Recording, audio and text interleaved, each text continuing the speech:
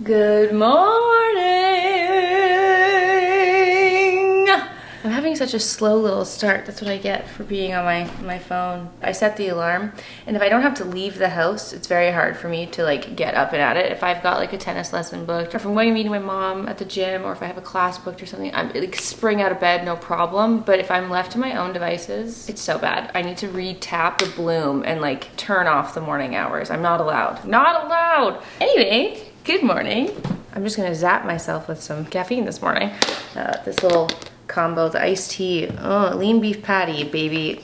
This flavor is crazy. I've been doing a little switch up lately, inspired by my stepmom actually. If I'm waking up very early and just going straight to my workout, I'm just having pre-workout instead of coffee. And that just allows me to have my little protein coffee later in the day, which is very exciting because I look forward to it so much. But just starting the day with this. The iced tea flavor is so good. Wow. And now that we're caffeinating, hopefully some thoughts will come to my brain shortly.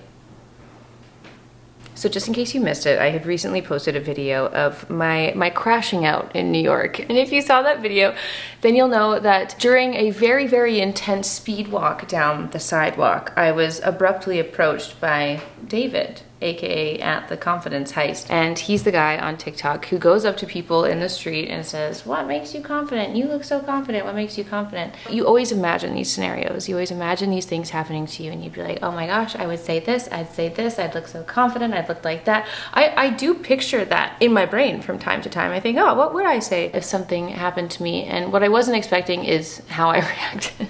And it basically sent me into a mental spiral for a few days. Obviously, I had a chat with you about it. And so since posting that video and seeing your comments, I've come to the multiple conclusions actually as to why I had the response that I did, which was to stare blankly at him and blubber into space and literally have a total brain fart. Like I couldn't think of a sentence. I couldn't come out with words. I was so nervous. I was so shocked by the scenario. Again, I only thought those things happened online. I didn't think it would actually, like I always thought, I assumed it was like pre-planned, you know? And I'm sure it is when you're like working with celebrities and whatnot, but I never saw that happening to me in person. So I was very, very startled and I couldn't find my words. And at the end of the day, I create content online. I have a beautiful community whom I have the pleasure of speaking to every day. And I've been uploading videos for a very long time on YouTube. And so I always thought that my response would be a little bit more eloquent, but that also made me realize that someone had actually really nicely commented that for the most part, I'm in control of what I put on the internet. I'm in control of the image that I portray and the things that I say. You know, I give myself a round of edits. I'm very much aware of what I put on the internet. We've grown a lot, we've lived a lot of life, but at the end of the day, I care very deeply about my community and yes, how I am perceived and how I am making people feel. So when that control is kind of taken away from me and when I am absolutely not prepared, nor do I have any say in what is going to be posted of me on the internet, it's like it sends me into a spiral. I'm like, oh no, I basically left feeling a little bit disappointed because I feel like I do speak so much about confidence and how to make our lives better and how to grow and be stronger and be better people. And I'm like in that moment, in this opportunity to like speak to another audience, I just absolutely crumbled. Like I had nothing eloquent or useful to say. I just blubbered myself. And I was like, oh, this dude has like 1 million followers on Instagram. Like just the thought of that being posted into the world and people being like, she's a YouTuber, LOL. Like it just made me sad. It made me sad at a missed opportunity to like speak to other people and to share how I actually feel and to share how I feel like I've been portraying myself online and the community we've built for all of these things for so many years. I'm like, oh, I just, you know, it was a missed opportunity to be able to be prepared and speak to how I really feel. So with all that being said, how can we prepare ourselves for such a thing in the future? How can we actually make ourselves feel the most confident and self-assured people that we can be and go about our lives living in such a way? Am I truly so unconfident that I couldn't have come up with a single answer? So naturally I approached my Lord and Savior ChatGPT and asked it for an actionable list on things that I can do on a daily, weekly, and monthly basis in our everyday life to feel more confident. And so this morning, my friends, I give that list to you. Starting today, we are becoming more confident people. Now, the first suggestion to be more confident was to just physically ooze confidence and talking about the power stance, your posture. And we actually did talk about that in the How to Be More Fabulous video, where how acting out something physically has an immediate internal effect on how you feel. So if you're standing like this, if you're a little slouchy, your posture's all, you know, the hunchback of Notre Dame, that's gonna impact how you feel on the inside. And that's so fine. If you're being cozy, if you're working, if you're getting things done, you just wanna be, you know, have a little lay. There's nothing wrong with that. But if you're wanting to ooze confidence, you have to act confident. The posture is something that I have cared very deeply about for a very long time, to be honest. I'm very aware of my hunchback life. I'm very aware of my cell phone laptop life. It's deeply horrifying to me, and it is my goal in life as a, you know, non-dancer to pretend like I am a dancer. And I have to say that working out and doing strength training and doing pull-ups, lots of rows and such, that really helped my posture. And it does make such a huge difference. It's the idea of how you carry yourself. Like if you walk into a room like this and you're shy, you know what people do, like the body language reading, and it's like, oh, this person's really shy, this person's feeling really sad, blah, blah, blah, based on how they're holding their hands. Like we might not even realize how many tells our body and posture gives the world, but obviously it has an incredible impact. So today we're going to be standing tall, focusing on our posture and trying to not get that giant hump and tech neck from all of our doom scrolling. I know you're watching this video right now hunched over, or you're laying in the fetal position. Next up is my favorite one, and that's strength training. Strength training, yes, you heard that right, lifting weights, working out, moving your body. And I'm just gonna read the little snippet that it blooped out, okay? Studies consistently show that women who lift weights report higher overall confidence than any other fitness practice. This is tied to mastery and body agency. And I couldn't agree with this more. There is nothing that has brought me more confidence in myself and in my body than feeling strong. When you're consistently training and improving and feeling stronger and kind of pushing the limits to what your body can do, doing new moves, feeling confident, that like it just oozes confidence into you.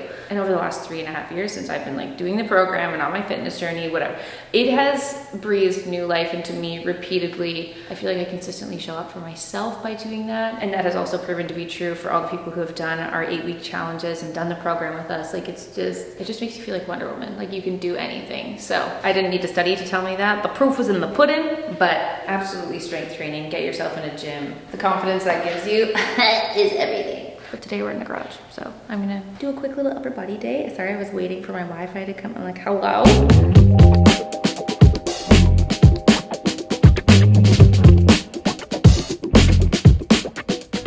Workout's done and I've just whipped myself up a sweet bowl of goat meal, blessed be, and I wanted to talk about the next daily practice that we can do to help us feel more confident. And that is to build a narrative for yourself. And according to my research, confident people have a clear story about who they are. And it says to try creating a one-line identity script for yourself. And so I was thinking, well, who am I? What am I in the world? Who am I in the world? And it's kind of a good little practice to do. Dan and I have actually been doing a little bit of this ever since this whole debacle, this whole moment. And we've been asking each other every day, like, what's something you love about yourself today? Because I think that some of us don't really hype ourselves up enough or as much as we should. And especially those of us who naturally gravitate towards like negative self-thinking and negative self-perception. I think it's a good practice to try and like switch that mindset and just be like, what is something I love about myself today? Who am I and who do I want to be in this world? So I kind of love this idea going along with that. Like, what is a one-liner narrative that I can chant to myself every day or remind myself of whenever I'm feeling sad? And apparently creating this narrative drives identity, and identity drives behavior. So if you remind yourself of who you are, avoid having a little identity crisis, that just in turn allows you to build more confidence on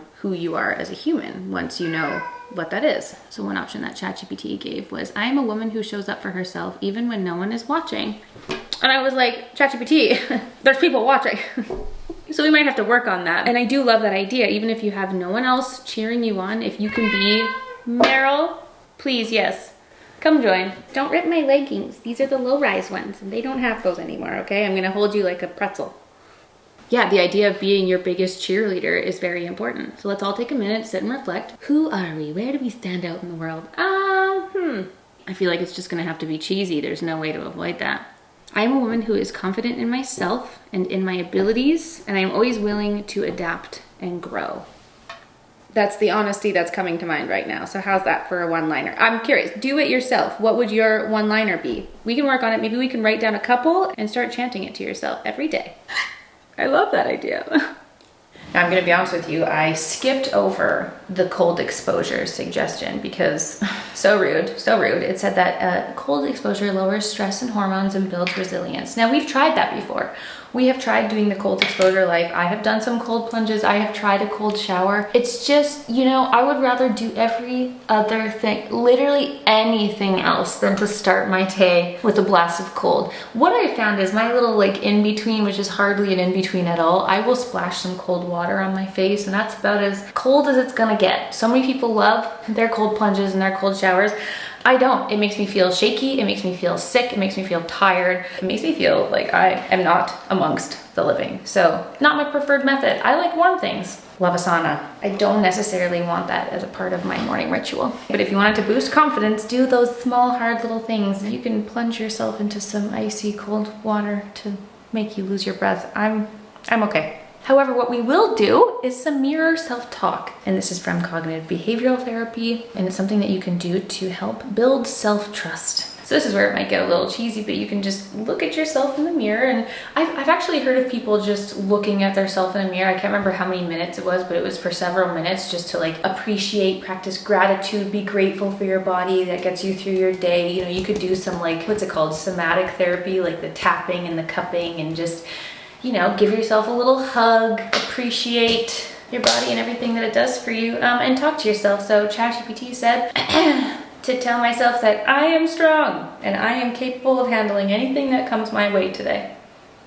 She says with her tired, red eyes. Ooh, speaking of, actually, let me just rectify that right now. Because if I look at myself and I look like I'm tired, as we know and we learned, I'm gonna feel more tired. But if I look at myself and surprisingly look awake, well then, hey ho, perhaps that will make my insides feel like it got more than 5.5 hours of sleep last night. Bless the Lumify. Well, now that my eyes will be whiter, I can do anything. You know what comes to mind? The she's the man moment. Like, you're a badass hunkin' dude. Like, that's the vibe, right? So just hype yourself up. Do some hops. I've been seeing a bunch of videos about that. Starting your day with some hops. It's fine. We already worked out. We're okay. I love how like hopping and jumping is being called rebounding now. Like, we're rebounding. Okay, that's nice. So talk to yourself in the mirror. Check. I'm gonna blow dry my hair now. Okay, so the diffuser might not have been the move for the day. That's okay, I look a little electrocuted. I also just picked a zit right there. That's LOL. But eyes are looking white. Look at the pearly whites. Now, we talked all about the like putting ourselves together in the whole fabulous series that we did and how much it can have an impact on you. And even if you're having a bad day, if you take the time to put some effort into your physical self, whether it be your hair, your makeup, what you get dressed in, it can make you feel so much more confident and ready throughout the day. And I think that's what's nice. It's kind of a good little mixing. There's like obviously different takeaways here that we can learn from, but it is very similar to the idea and the ethos behind the fabulous series that we did. So definitely wanting to do my makeup today to make me feel better and more put together. And it's just little things like that that can just brighten up your day and also kind of impact how you are perceived in the world, whether or not you care about it. It just depends. Like sometimes if I want to look like a fabulous lady and if that's how I wish to be perceived, then I need to dress as such. If I really, like if I'm having a lazy day, if I'm having a sweatpants day, then so be it. But there's just been like far too many occasions, like the New York gate. I mean, thank goodness I had my hair was done, my makeup was on, my outfit was on, but there's been so many occasions where I have met some of you out and about in the world, in these streets, and it became a laughing joke between Dan and I because I would only ever meet people, members of the online fam here. It really did happen where people would only approach me on days where I was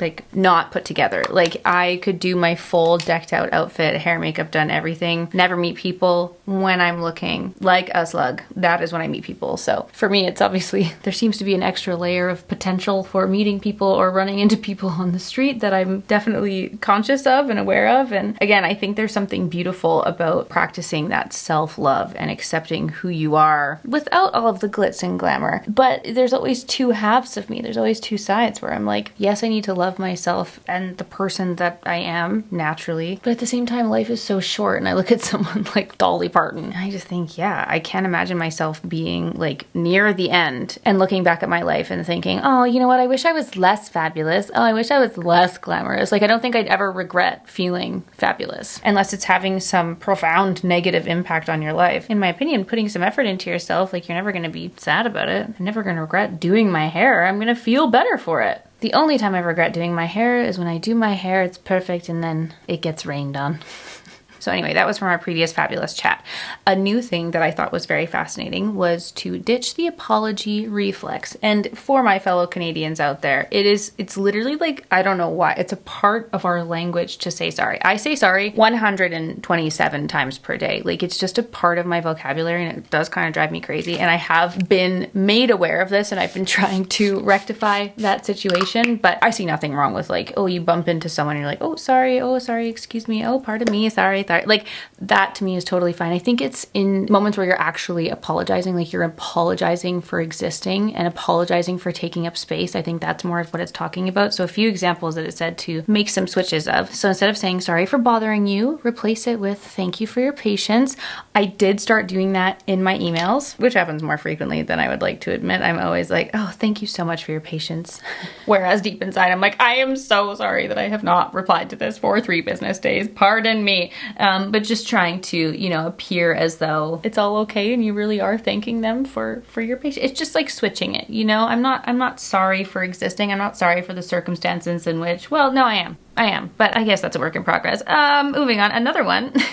And this is one that I unfortunately actually do use quite a lot. Instead of saying, this might be a dumb question, or so sorry for asking this. You know, when people say like, oh, there's no stupid questions, I'm always apologizing for asking a question. And to instead replace that with, here's what I was thinking. This is what I'm thinking. Just a couple rephrasing and restructuring moments that you can have in your daily talking and your self-talk. I think that's a good practice. And it's a good practice of being, like, this is the thing. This is also where I'm torn. I really do. I am a people pleaser. We've discussed that in the past, and I know a lot of us are. And it's not the best thing on the planet for sure, but I don't ever want my practice of being a more confident person to be at the expense of someone else's comfort. Does that make sense? Like, sometimes you see someone who's like so shameless and so overly confident that they're actually like negatively impacting other people's days, you know, like you never want to get to that level. So I still love to have some shame. I love to have a little bit of respect and being aware of other people's boundaries. And so I feel like this one needs to have an asterisk, because while I appreciate being aware of how often you're apologizing, like, don't apologize for existing. But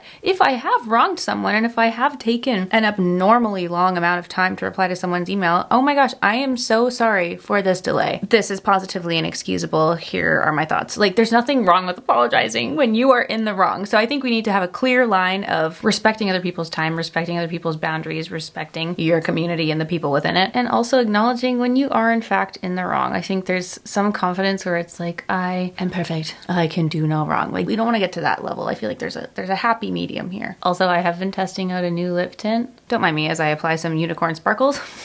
Speaking of confidence, glitter yourself.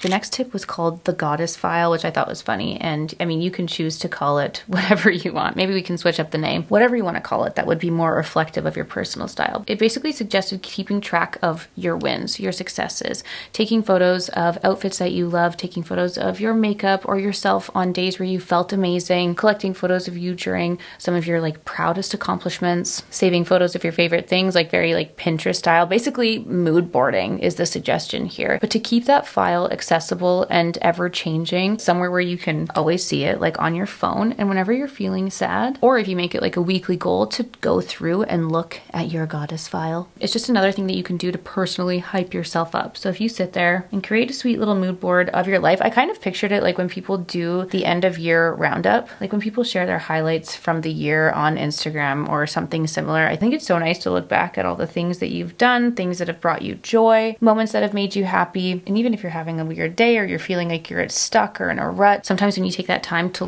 reflect and look back at all the things you've done, how far you've come, it can just be really uplifting for yourself. And again, just kind of reshaping that thought process. Like, instead of thinking about all the things that you haven't done, turn that around and look at all the things that you have done and give yourself a little pat on the back and be grateful for how far you've come. And even if that's just getting through the day, great, then we can also use this practice to look at the things that we want to accomplish or the things that inspire us. And that honestly really gets me thinking, like, even if it's not just a file that you're creating, like literally a photo album that you're creating on your phone or a Pinterest board, I think it's really important to curate the people that you're following to a list of people who do make you feel good, to a list of people who do inspire you. I've really, like, I find myself, comparing yourself is never a great thing. I often find myself feeling quite sad whenever I get deep into a doom scroll. But if I'm following people who inspire me, who uplift me, who make me feel good, then I leave that moment, that interaction with the online world feeling better or feeling inspired. Like, you know, when sometimes you are influenced to purchase something, you see something and you're like, oh my gosh, this is so beautiful. I have to have this in my life. And you go and immediately add to cart. It's like that kind of vibe, but for lifestyle. Like, someone who immediately comes to mind for me is Karen. I love Sadie. She's the person who does the absolute most. She's so inspiring. She's such a happy, genuinely positive person, and she inspires me every single day. She is the most consistent creator that I have ever seen. The girl absolutely kills it on Instagram. It's insane. But the way her life path has gone is so incredibly inspiring. I love her life. I love to witness it. And she's someone who I know I'm going to go to her page and I always feel better looking at it. And I might not be that for you. You have to kind of self-assess how people online make you feel. If you go to a space and you feel uplifted and you feel inspired to better your life, or you just get the warm, cozy feelings, that's great. Or if you're like a hater watcher, you're just adding the fuel. You're just adding to the negative space that it's already creating for you and just continuing to perpetuate that feeling. So if you're following someone who gives you a little icky feeling, if you're following someone who just makes you feel sad, like, it's not good. You also have to be aware of the content that you are consuming. So I just thought that was interesting. You can do that yourself, but I think it also applies to what we are intaking on the internet and the people that we're following. You know, they say like you are a combination of the 5 people closest to you. Take a look at your circle. Take a look at your friends, take a look at your family. Who do you spend the most time with? Your environment, the people that you interact with, the people that you follow online. Like, this is what you are intaking every day, and we are a product of our environment. So be a little bit picky, be a little bit choosy of what you choose to keep in your environment and in your space. I loved that. I loved that tip. And sorry, I am done my makeup now, but I did want to include the next one because it suggests to write down 3 wins per day. And this continues to help with the positive self-talk. It actually said that it shows proof of competence. So again, it's the same idea. Instead of focusing on all of the things that you didn't accomplish in a day, write down 3 wins from the day. And it suggests doing a fitness, a creativity, and a personal one. I love this so much because it's kind of a similar idea to the 5-minute journal, but I had done the 5-minute journal for a little while, but I did find it to be a little bit repetitive. So I do just love the idea of having a little notebook by my bed, or maybe keep it in the kitchen, wherever you want, just something that you're going to go and do at the end of every day, and to write down 3 wins. I think that's phenomenal, and it might never be anything new and exciting, but for me, like fitness, for example, like today, I know I completed my workout. That's like the hardest part of my day. It's the hardest thing to get myself up and to go and do it and to do something hard and like physically taxing. And then once my workout is done, like the hardest part is already over. That is an absolute win. And if you hit a personal best, maybe you lifted more than you've ever lifted before. Like, it's great. It's only gonna have a positive outcome. I mean, unless you break a bone. God forbid. That's a whole, there's exceptions to everything. What can I say? But this is something I definitely want to try, whether or not I write it down, even if it's just like a conversation that Dan and I have before bed. What a fabulous practice. It's just continuing to train your brain to think positively instead of focusing on the negative, and that will instantly impact how you feel. Now, the next tip was listed under environmental design, and it was talking about getting dressed, which again, we've talked at length about this throughout the fabulous series that we did. And personal style is something that is just always evolving, always changing. You're always growing and finding new things that you love, and finding your sense of self can be so powerful. And I think it is even more powerful when you find your own personal style. And that's something that I've really been trying to tackle and trying to kind of nail down. And it's been such a fun process. We've filmed so much fun content relating to that topic, and it's something I'm going to continue to do. And my little Googling specifically called out dressing in outfits that make you feel powerful, acting the part, dressing the part, thinking of what the most confident version of you is and how that person is dressed. Who inspires you? Who do you see out and about in the world? Who do you follow? What are they wearing? What is something that sparks confidence in you? What's something that sparks power for you? For me, it's always like really good tailoring, really clean outfits, a really good coat, having a little click clack in my boots, always wearing my jewelry that makes me feel really beautiful and confident all in one. Just these things can all play a part in how you feel, how you you portray yourself every day, and therefore how confident you feel in your day. So I really want to discuss this more at length throughout this Landmas journey, and maybe discuss the little like rebrand that I've been doing, because I've definitely been slacking when it comes to the little fabulous series and the challenge. I had really intended to continue it, and I was really excited about it, but it's something that I want to pick up again, and maybe I'll do it kind of surrounding this like confidence essence, maybe talking about rebranding in a sense that I'm like rebranding into me. Like, instead of constantly trying to become all of these other things, what is true to me? What is true to my sense of style, and how can I attach that to the things that I am physically putting on my body every day? What are the things that I do feel most powerful in? So I feel like I'm in desperate need of like a major closet declutter, and kind of I'm calling it the rebrand. I'm rebranding for 2026, okay? We're gonna be the most confident, fabulous versions of ourselves going into the new year, and I need to decide what my power outfits will be. I know that there's a few baggy jean haters in my comments, okay? I know that you're here, I know that you're watching, and so I know that you disagree with one of my favorite things in the world being oversized clothing, especially baggy jeans, but it's what I feel amazing and powerful and confident in, so you do you, boo. It's so cold downstairs, but I've come down and I'm just whipping up my little protein coffee. It's truly my favorite part of the day. And I'm gonna guzzle this while we discuss the last and final point. And that is to ask yourself every day, what would the confident version of me do next? And this is actually something that I also see on TikTok a lot, where it's like, if your life was a movie and we were in the audience watching, what would we be screaming at you? What's a move that you need to make or a step that you need to take that's so obvious to everyone else, but you just haven't done it yet? Kind of that vibe of thinking. And I love that, where sometimes you can get really, really stuck and settled into your comfort zones. And it is nice to have that daily reminder of the person that you want to be. Who is the person that I want to be in this world? And if I were dreaming up the most confident version of myself, what is the next thing that they would do? How would they approach that situation? What would they say? How would they respond to this? You could even name the character, have like a little alter ego. Like, who is my confident alter ego? And what is she doing, and what would she do in this scenario? So you ask yourself that question, then you do something, do an action that aligns with that person. And apparently this identity consistency equals confidence, which is something we've already touched on, but it's all kind of the same thing. It's all kind of the same jargon, but sometimes it's nice to just hear these things put into different words, or just hear something that maybe makes you shift your perspective a little bit. And I feel like humans, we forget very easily, so it's nice to have a reminder every once in a while. It's nice to sit down and have a little chat and hype yourself up and be like, you got this.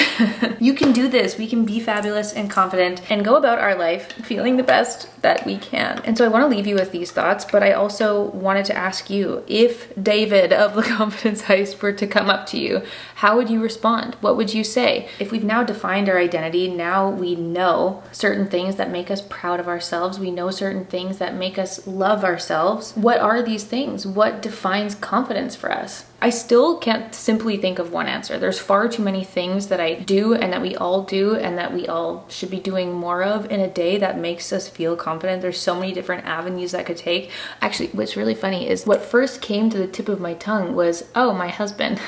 And then part of my brain fart was like, oh my God, I can't say that. People are gonna be so irate. But it's a whole other part of my life that has helped with my confidence greatly. And oh my gosh, Brittany Broski was actually just talking about this. I'm seeing the sound go viral all over TikTok, where it's like, remove a woman's need to be loved and she could do great things, basically. Like, we just all have this kind of like romanticized idea of what relationships in our life should be. And I mean, this is a whole other topic for a whole other video. I'm sorry for this random tangent as I was just trying to end this. But whether it's like a biological, mental need, or something that we've been bred to believe, in general, women have been taught that we need to find a man, that we need to find a partner, we need to find love. It's just endless movies and TV shows and so many things in media, and we're all kind of bred to be looking for our perfect man. And generally speaking, we just spend our entire lives kind of like yearning for this and searching for this, and the desire to be loved and to be wanted and to be accepted. And the reason why Dan was the first thing that came to mind, my husband, was because that was like the first time in my life, in my relationship life, where I was like, I felt 100% comfortable and was given the permission to be myself. Like, he loved me for who I was and not someone that I was pretending to be. And that was a magical thing, and that had a beautiful impact on how my life has played out for the last 8 years, because having kind of this like unconditional love and support allows you to release some kind of like sadness and have this foundation that you can then go forth from. I don't really know how to describe it, but that was this beautiful thing, this beautiful discovery in marriage that I have found, and in a partner who we just accept each other for who we are. We make each other better, and that has given me so much room to grow and go on this path of self-discovery and self-growth, and has absolutely contributed to my confidence in more ways than I could ever say out loud. So, I mean, that's a whole other thing. Find a partner who there's like mutual respect and mutual love and mutual support, and that's like think of your home. I mean, we were talking about our surrounding community and the people who are there in your inner circle. You need support, you need love, and in your romantic relationships, like that's the bare minimum, and it's something that unfortunately seems to not be met a lot of the time. And you know, I hope that everyone can experience that in their life, because yeah, totally, like that would be my first answer. Truly, being loved by my husband allowed me to find love in myself, because for whatever reason I wasn't able to find it myself. I needed that support and acceptance, I guess. I don't know, I'm so curious. We should unpack that later. So I'm very curious to hear it. Let's please just continue this chat. I think it's just far too relevant in our world today that we're all just needing a little extra support. We're needing a little extra love in our daily lives, and sometimes it can be hard to show yourself some love and give yourself the space to feel confident. But I am curious to take a look into yourself, and how would you answer that question? What are some of the things that make you feel confident, and what are some of the things that you love about yourself today? Just in case you needed that reminder, here is a list. Here are my little Google findings, some things that we can do every day to feel amazing and more fabulous. And I hope that we can all implement some of these things into our life and start the new year just feeling like we can do anything. 2026 is not ready for us. Let's just say that, okay? I love you all so much. Thank you so much for being here, and I'll see you all tomorrow for a new Lemness video. Bye!